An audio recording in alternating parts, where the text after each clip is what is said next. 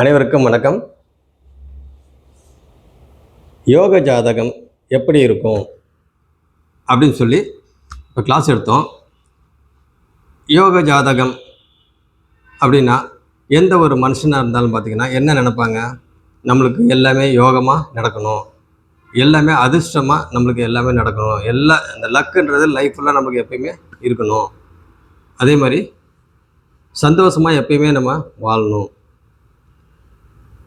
அதே மாதிரி நம்ம நினைக்கிறது எல்லாமே பார்த்திங்கனாக்கா நடக்கணும் அப்படின்ற மாதிரி எல்லோரும் நினைப்பாங்க, அப்படி தான் ஆசைப்படுவாங்க. ஆனால் எல்லோருக்கும் அந்த மாதிரி நடக்குதா அப்படின்னு பார்த்தா கண்டிப்பாக அந்த மாதிரி கிடையாது. அந்த மாதிரி நடக்கிற மாதிரி இருந்தால் வாழ்க்கையில் எந்த பிரச்சனையுமே இல்லை, எல்லோரும் அவங்கவுங்க சந்தோஷமாக இருப்பாங்க. அந்த போட்டி பொறாமை இதெல்லாம் பார்த்திங்கனாக்கா எதுவுமே இல்லாமல் போயிடும். ஆக மொத்தம் எந்த ஒரு ஜாதகத்துலேயும் ஒருத்தவங்க நல்லா இருப்பாங்களா, யோகமாக இருப்பாங்களா, கஷ்டப்படுவாங்களா, இல்லை சிரமப்படுவாங்களா அப்படின்லாம் பார்த்திங்கனாக்கா ஒரு ஜாதகத்தை ஒரு ஜோதிடர் பார்க்குறாரு அப்படின்னாக்கா அவருக்கு பார்த்தவொடனே தெரிஞ்சிடும்.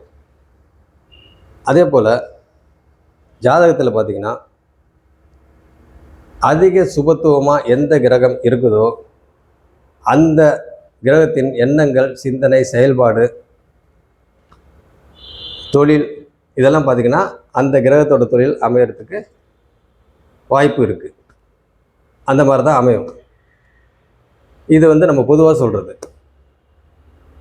நீங்கள் வேணால் செக் பண்ணி பாருங்கள். ஏன்னா இப்போ என் ஜாதகத்துலேயும் அப்படி தான் இருக்குது. நிறையா ஜாதகத்தை நம்ம பார்த்துருக்கோம். அதிக சுபத்துவமாக எந்த கிரகம் இருக்குதோ ஒரு ஜாதகத்தில் அந்த கிரகத்தோட தொழில், எண்ணங்கள், சிந்தனை இதெல்லாம் பார்த்திங்கனாக்கா அப்படி தான் போகும். அது ப்ரூஃபு. அதே மாதிரி நம்மளுக்கு யோகத்தை நிர்ணயிக்கிறது, தீர்மானம் பண்ணுறது, தீர்மானிக்கிறது நம்மளுக்கு யோகத்தை தீர்மானிக்கிறது பார்த்திங்கனாக்கா 1, 5, 9 திரிகோணம் என்று சொல்லக்கூடிய 1, 5, 9. அதே மாதிரி இது முதல் நிலையாக அதிர்ஷ்டம், அதாவது லக்கை தீர்மானிக்கிறது அப்படின்றது 1, 5, 9. இது ஒரு திரிகோணம். கேந்திரம் இது 2ஆம் நிலையாக. கேந்திரம் பிறப்பிலேயே ஒருத்தவங்க அதிர்ஷ்டமாக பிறக்கிறாங்க அப்படின்னா அந்த ஜாதகர் வளர்றது, க்ரோத் ஆகிறது பார்த்திங்கனாக்கா கேந்திரத்தின் மூலியமாக. அப்போ கேந்திரம் எந்த அளவுக்கு வலுவாக இருக்குதோ அந்த அளவுக்கு க்ரோத் ஆவாங்க. திரிகோணம் வலுவாக இருக்குது, அந்த திரிகோணாதிபதிகள் நல்லா ஸ்ட்ராங்காக இருக்கிறாங்க, கேந்திரம் நல்லா ஸ்ட்ராங்காக இருக்குது, கேந்திராதிபதிகள் நல்லா ஸ்ட்ராங்காக இருக்கிறாங்க அப்படின்னா உங்களுக்கு நல்லா யோகமாக வேலை செய்யும். அதே போல் தசாபுக்தி 3ஆம் நிலையாக, முதல் நிலையாக திரிகோணம், 2ஆம் நிலையாக கேந்திரம், 3ஆம் நிலையாக தசாபுக்தி நம்மளுக்கு யோக தசைகள் வரிசையாக வரணும் அப்படின்னு இப்போ நான் சொல்லிக்கிட்டு இருந்தேன். அதில் அந்த கேந்திரம் அப்படின்னு சொல்லிட்டு இந்த இடத்துல மேஷ லக்னம் அப்படின்னு சொல்லிட்டு திரிகோணம் கேந்திரம் அப்படின்ட்டு இந்த நம்பர் போடுறதுல பார்த்தீங்கன்னாக்கா 4, 7, 10. இந்த 10 இங்கே போடுறதுக்கு இங்கே போட்டுட்டேங்க. 10 இந்த இடத்துல போடுறதுக்கு இங்கே போட்டுட்டேன்.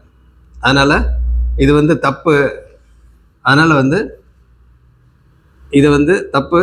சாரி, இது தெரியாமல் ஃப்ளோவில் போட்டுட்டேன். வேகமாக போடுறப்ப டக்குன்னு இங்கே போடுறதுக்கு இங்கே போட்டுட்டேன். அதனால் இதை சொல்லிக்கணும் அப்படின்றதுக்காக தான் இந்த வீடியோ போட்டேன். அதனால் இதை தெரிஞ்சுங்க. மற்றபடி பார்த்திங்கனாக்கா எந்த ஒரு ஜாதகமாக இருந்தாலும் திரிகோணம் நல்லா இருக்கணும், திரிகோணாதிபதிகள் நல்லா இருக்கணும், கேந்திரம் நல்லா இருக்கணும். கேந்திராதிபதி நான் ஒவ்வொரு கிளாஸ்லையும் இதுதான் சொல்கிறது.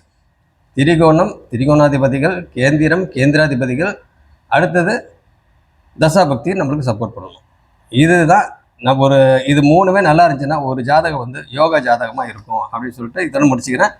மெயினாக இப்போ நான் இது கிளாஸ் எடுத்ததுக்கு மெயினான காரணம், இப்போ நான் இது சொல்ல வந்ததுக்கு மெயினான காரணம் இந்த கேந்திரத்தில் இந்த 10 இங்கே போடுறதுக்கு இங்கே போட்டுட்டேன், 10 இங்கே போடுறதுக்கு இங்கே போட்டுட்டேன். அது சொல்கிறதுக்காக தான் இந்த வீடியோ. ஓகே, நன்றி. அடுத்த வகுப்பில் பார்ப்போம்.